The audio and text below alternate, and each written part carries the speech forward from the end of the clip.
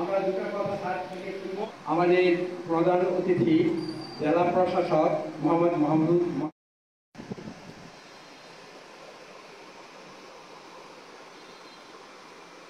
এখন গীতা পাঠ।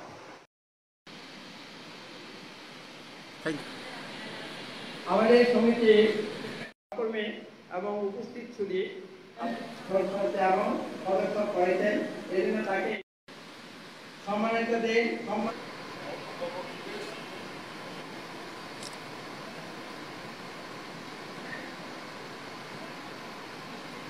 সম্মানিত উপস্থিতি, 1954 সনে তদানীন্তন পূর্ব পাকিস্তানে এই সংগঠনটি জন্ম লাভ করে। জন্মকালীন সময়ে পূজের ব্যবস্থায় তিনি ছিলেন সচিব। ওনারা ওনাদের বাড়িতেই অফিস করতেন। আজকে আমাদের সারা বাংলাদেশে সমিতির সদস্য সংখ্যা 2,37,839 জন। এর বাইরেও কিন্তু অনেকেই অবসর আছেন। যারা সদস্য হয়েছেন তারা পরবারে চলে গিয়েছেন অনেকেই।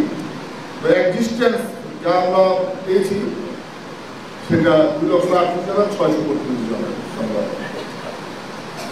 আজকে আমরা অনেকেই 20 বছর 22 বছর হয়েছে আমরা অবসর নিয়েছি। তো প্রধান অতিথি, আমরা যারা এখানে উপস্থিত হয়েছি তারা সকলেই এই দেশ জাতি এবং জনগণকে প্রায় তো বলা চলে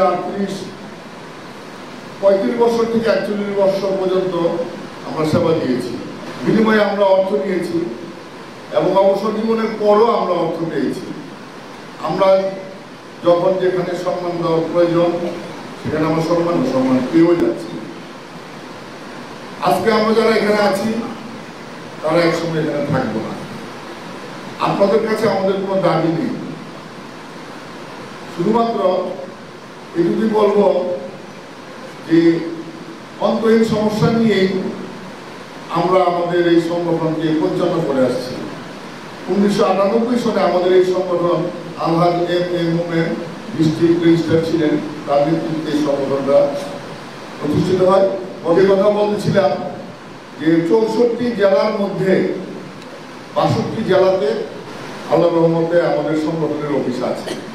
কিন্তু অত্যন্ত দুঃখের বিষয়, আমাদের কেন্দ্রীয় সভাপতি এবং সচিব মহোদয় সহ কয়েক দফায় এখানে এসেছেন এবং মাননীয় জেলা প্রশাসক মহোদয়কে অনুরোধ করেছেন যাতে আমাদেরকে একটি জায়গার সুবন্দোবস্ত করে দেন, কিন্তু অদ্যাবধি আমরা সেই ব্যবস্থাটা পাচ্ছি না।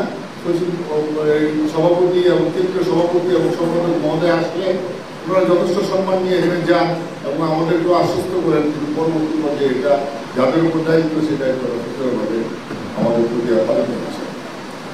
আমরা মাননীয় জেলা প্রশাসক মহোদয় নিকট এই আরোপ করব যে আপনার থাকা অবস্থায় আপনি আমাদেরকে একটি সুন্দর অফিস ব্যবস্থা ঘোষণা করেন, তাহলে আমরা এদের কাছ থেকে অনেক কিছুই পেতে পারি এবং অনেক কিছুই আমরা আশা করতে পারি। আমরা স্যারের কাছে এই আবদারটা রাখবো। অনেকদিন একসাথে আপনারা একটা সংগঠন করেছেন, এটিও আমাকে খুব আনন্দ দেয় যে কিছু অবসরপ্রাপ্ত মানুষ তারা এখন তো আসলে বিচ্ছিন্নভাবে থাকার কথা, ফ্যামিলিতে পরিবারের বিশেষ করে নাতি নাতনিদের নিয়ে সময় কাটানোর কথা, তারা কিন্তু সংগঠন করছেন। এটি খুবই আশাব্যঞ্জক। অবসর জীবন আসলে এক ধরনের অসহায়ের। আমরা দেখি অনেক মানুষকে চাকরি শেষে অসুস্থ হয়ে যায়। তার মানে মানুষ যতদিন কর্মক্ষম থাকে ততদিন আসলে মানুষের সুস্থ থাকার সম্ভাবনাও অনেক বেশি থাকে। এই কারণে মানুষ কিছু না কিছু করতে হয়, কিছু না কিছুতে নিজেকে ব্যস্ত রাখতে হয়। যে আপনারা এই কাজটি করছেন, এই কারণে আমি আপনাদেরকে ধন্যবাদ জানাচ্ছি, অভিনন্দন জানাচ্ছি যে আপনারা এই অবসর জীবনে নিজেরা ঘরের কোণে বসে না থেকে সমাজের জন্য কিছু করার চেষ্টা করছেন। সমাজের জন্য করা মানে আপনি যখন আপনার একজন অবসরপ্রাপ্ত আরেকজন কলিগের জন্য কিছু করবেন, তার ফ্যামিলির জন্য কিছু করবেন, তার চিকিৎসার জন্য কিছু করবেন, এটিও সমাজের জন্য অনেক বড় দায়, সমাজের জন্য অনেক বড় কাজ। আপনারা চিকিৎসার কথা বলেছেন যে হসপিটালগুলোতে যে আপনাদের জন্য বেশি টাকা না, দেখা গেছে যে তাদের পরীক্ষা নিরীক্ষা অনেক টাকা তারা এই যে প্রাইভেট মেডিকেলগুলোতে এই পরীক্ষা যারা আপনাদের এই যে বিভিন্ন শারীরিক পরীক্ষা নিরীক্ষার অনেক টাকা নেয়। সিভিল সার্জন মহোদয় এখানে রয়েছেন, আমারও মনে হয়েছে যে তাদের এগুলো আমরা একটু চেক করে দেব প্রাইভেট মেডিকেলের, তারা আসলে মানুষের কাছ থেকে কত নিচ্ছেন। আমরা দেখি, আমাদের দেখার দায়িত্ব, এই যে জেলা প্রশাসকের অন্যতম একটা দায়িত্বের মধ্যেও পড়ে যে তারা অনেক বেশি ফি নিচ্ছেন কিনা, মানুষের সাধ্যের বাইরে চলে যাচ্ছে কিনা। তবে আপনাদের একটা অনুরোধ করব যে আমাদের অনেকগুলো সরকারি হসপিটাল রয়েছে, আপনারা জানেন সব ধরনের টেস্ট না হলেও অনেকগুলো টেস্ট কিন্তু ভিক্টোরিয়াতে হয়, 300 বেডে হয়, ইভেন উপজেলা পর্যায়েও হয়। আপনাদের অনুরোধ করবো যে আপনারা সেখানে গিয়ে বলবেন যে আমি এই টেস্টটি এখানে করতে চাই। আমরা আসলে সরকারি আমাদের যে স্বাস্থ্য সেবার যে অবস্থা, এটিকে আমরা উন্নত করতে চাই। আমরা চাই এই প্রতিটি সরকারি হসপিটালে সব ধরনের পরীক্ষা নিরীক্ষা হবে, স্বাস্থ্যগত যত দেখতে পারি যে কোথায় আসলে আপনাদের যে একটু বসার জায়গা দেওয়া যায়।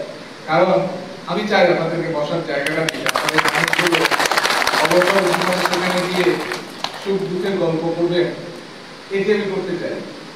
আমার সাথে একটু কথা বলবেন, আমি দেখতে চাই যে আসলে কোথায় আছে, যে দু একটা রুম যদি ব্যবস্থা করে দেওয়া যায়, আপনারা একটু সেখানে বসলেন। আর এক নাম্বার সমস্যা হলো চিকিৎসার সমস্যাটা। জমি যাওয়ার ব্যাপারে আমার সাথে দেখা করলে আমি আপনার সমাধান করে দিই, কোনো সমস্যা নেই। আপনার কোনো সমস্যা থাকলে আমার সাথে দেখা করবেন, আমার দরজা সবসময় খোলা মানুষের জন্য। আপনারা জানেন নিশ্চয় আমার সামনে থেকে কোনো মানুষ কোনো লিগ্যাল বিষয়ে গেলে ফিরে আসে।